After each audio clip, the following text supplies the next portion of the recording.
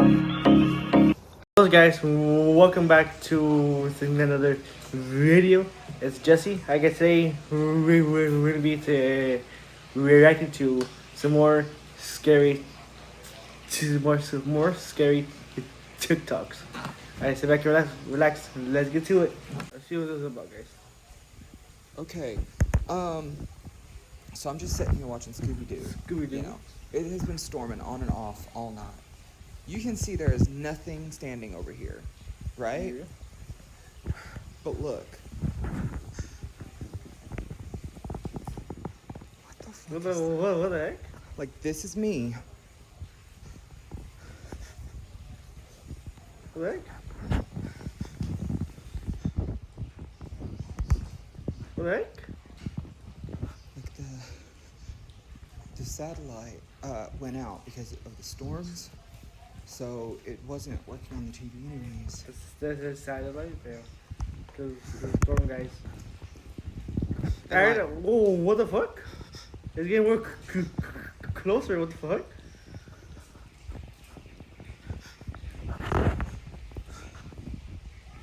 Oh, but I think that one was him. And like, I turned. Oh, nah, bro.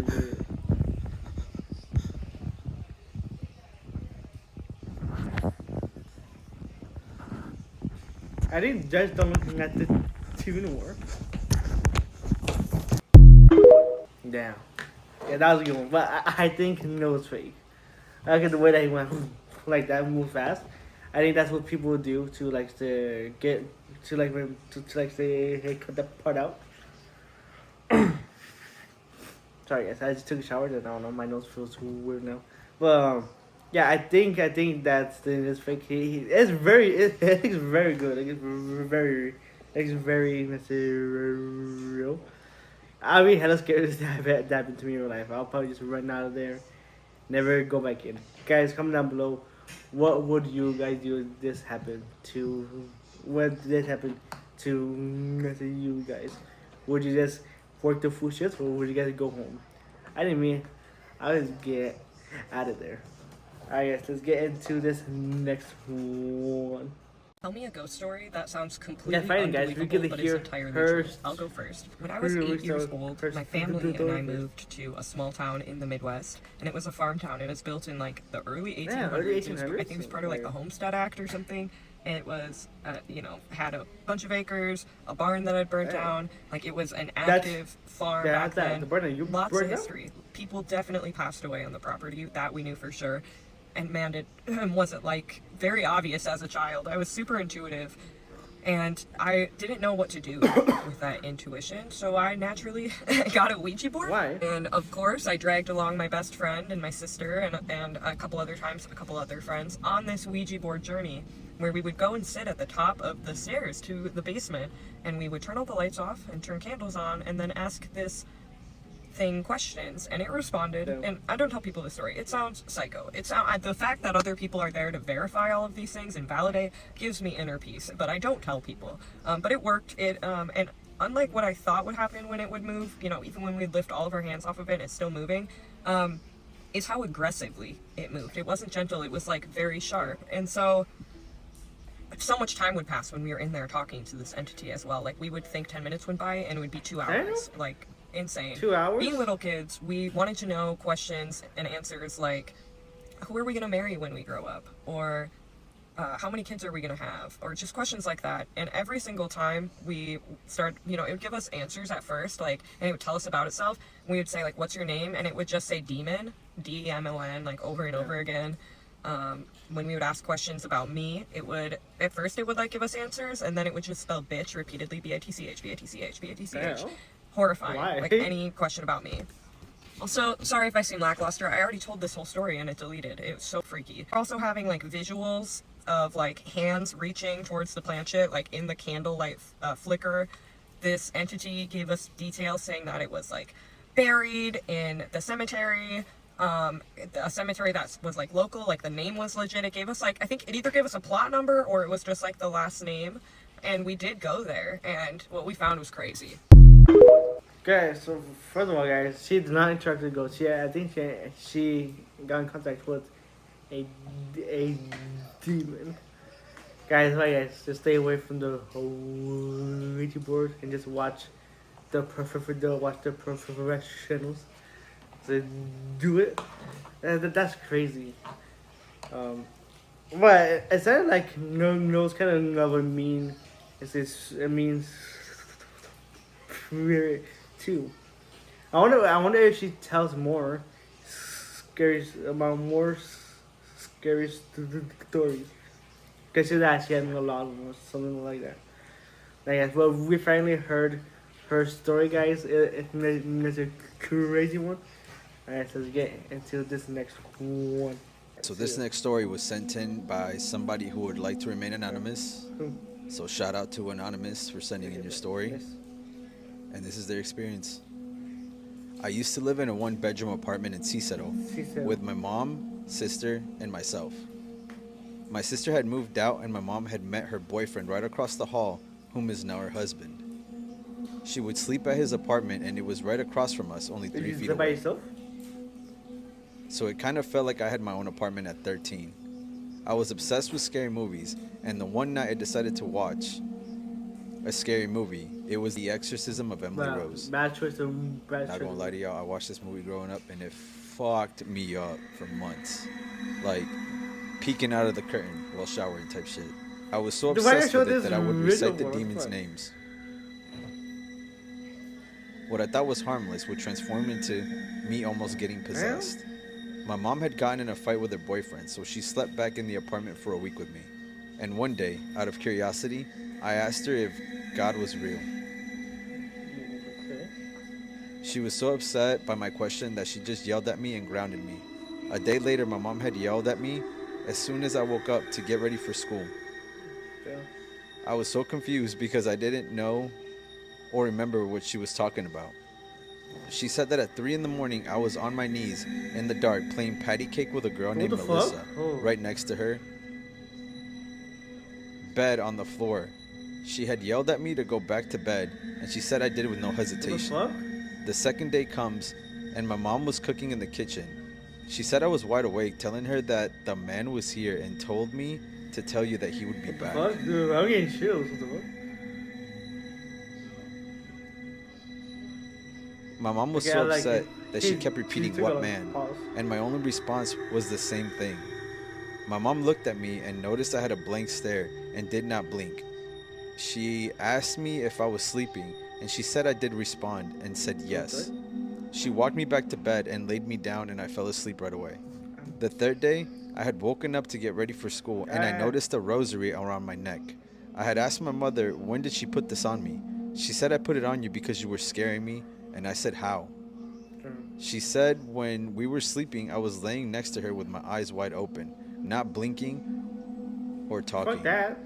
My mom then began to say that she would speak to me and not a word would come out of my mouth, that I just kept looking at her. Oh, fuck that. What the fuck? She said she put the rosary over me and started praying, and as soon as she was done with the prayer, I closed my eyes. My mom does not like talking about it because it still scares her, and now I am 27 and only heard her talking about it 3 times my whole life. I mean, I don't blame Fact, her. I don't blame you. It's fucking terrifying. Personally, I probably would have decked you right in the chin. Sorry. I would have given for an adoption. Adoption. Oh, why is that? I can say that word. That's crazy, guys. That's why I don't watch that. I don't watch that movie. I did watch the new one, the Scariest Believer. It was pretty good. It was more sad than this is scary. But yeah, that's wild, guys. Dude, I would have. I don't know. I've been so scared. I probably just went back, across the hallway. I would have brought him to a church or something. Guys, I would have been so scared, guys. Comment down below, guys. Wait, if this happened to you guys. Alright, let's get into this next one. This is a 100% true story that happened to a woman in Madison, Wisconsin. Now, there was this woman named Sherry who moved into this house with her 2 children in Madison, Wisconsin. Now, she said, at the time she didn't believe in anything supernatural. She really thought that was a bunch of nonsense. Yeah. But she said, right away when they moved in, she would notice, out of the corner of her eye, sometimes shadows moving across the walls. Okay. She would hear strange noises that she couldn't explain. But she said for the most part, it was just a normal house. Yeah. One night, she's upstairs in her bedroom and she's folding laundry. She hears talking coming from her son's room. So she makes her way over to his room. The door's closed. And she hears her son having a full-on conversation with someone. Okay. And she's like, who is he talking to, at 12:30 at night? So she opens the door, and when she looks in his room, he is not in his bed. Okay. So she starts yelling for him. She looks down and sees him next to the side of his bed, on his knees, crouched down, with his head under the bed, talking to someone. And Okay. she's like, hey, who are you talking to? Like, who's under there?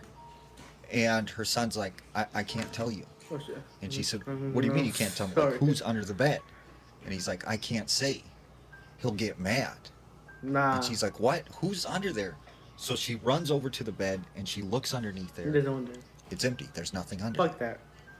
that. I want to So hit she's like, you know myself. what? Just get back in bed. Like, just stop, doing whatever you're doing. Several weeks pass, and like on a regular basis, she keeps finding her son I got chills. talking to someone under the bed. Like someone's except watching there's me. no one there. Oh, okay. So after a few weeks of this happening, she thinks maybe something is wrong with her son. So she takes him to this child therapist. The therapist assesses him and says, he seems completely fine. It's probably just his imagination. Mm-hmm. So several Knows months that. pass and he keeps on doing this. Well, one day she's sitting down in the living room with him and they're talking when she notices he has some scratches and bruises all over his body. What the heck? And she's like, where did you get those scratches and bruises from? What's going on? And he's like, I can't say, I can't tell you. And she's like, yes, you have to tell me, what is going Fact, on bro. with you? You had to say And it right now. finally he breaks down and he starts crying and stuff. And he just starts freaking out. And then he runs up to his room. What the heck? So the mom, at this time is like, I don't know what to do. What is going on with my son? She's just panicking. Yeah. Later that night, she's awoken to her son screaming in his bedroom. She runs as fast as she That's can. one She big- goes in his room. See, She that's all that? finds him halfway underneath the bed.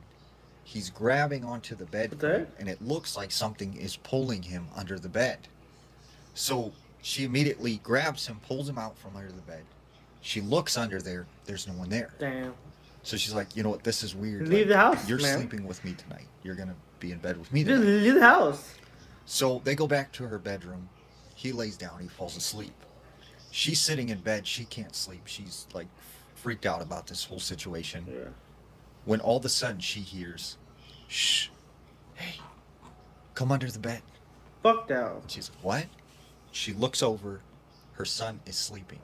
Nah. But then once again she hears, hey, come here, under the bed. I need to talk to you. And it's like a man's voice. And she's like, no, who are you? Go away.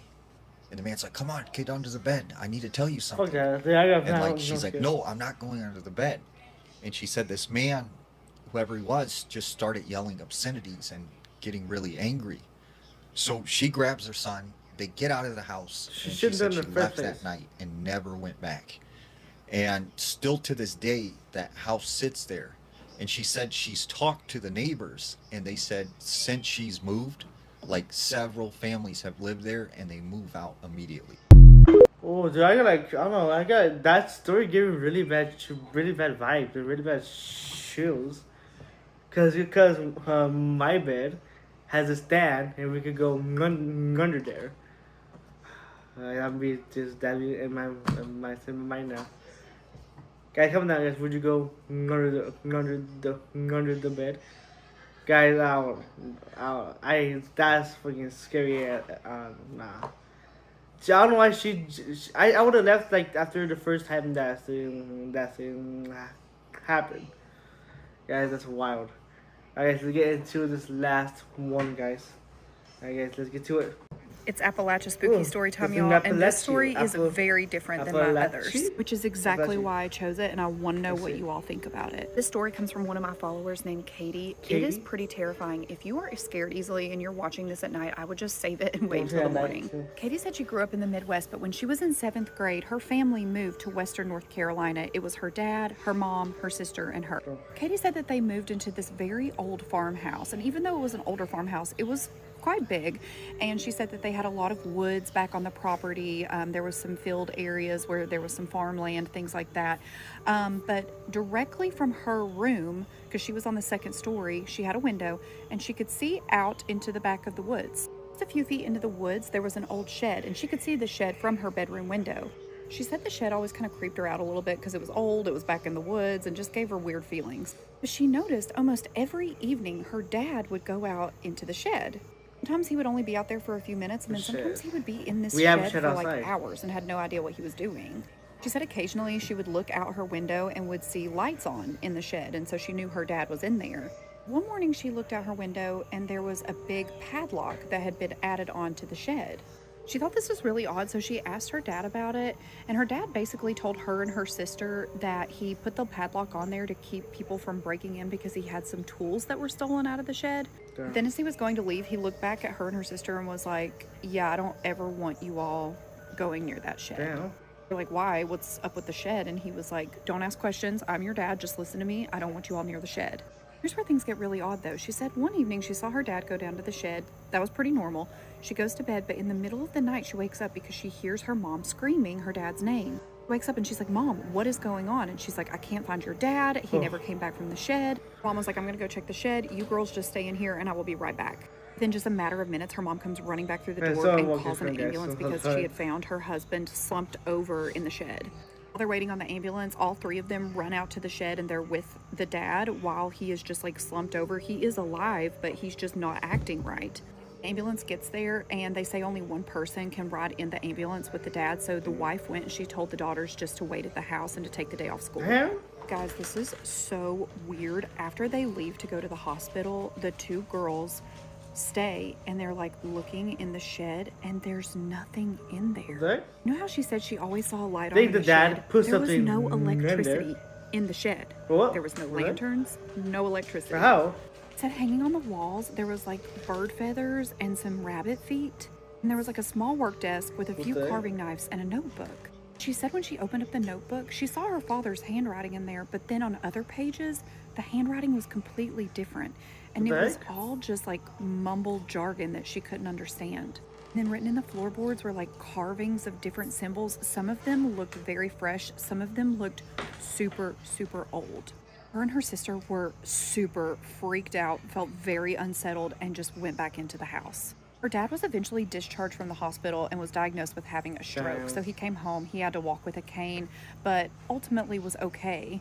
She told her mom about what she found in the shed, so the mom confronted the dad. Apparently the dad just wouldn't talk about it. He just shut down, would not talk about what was in the shed.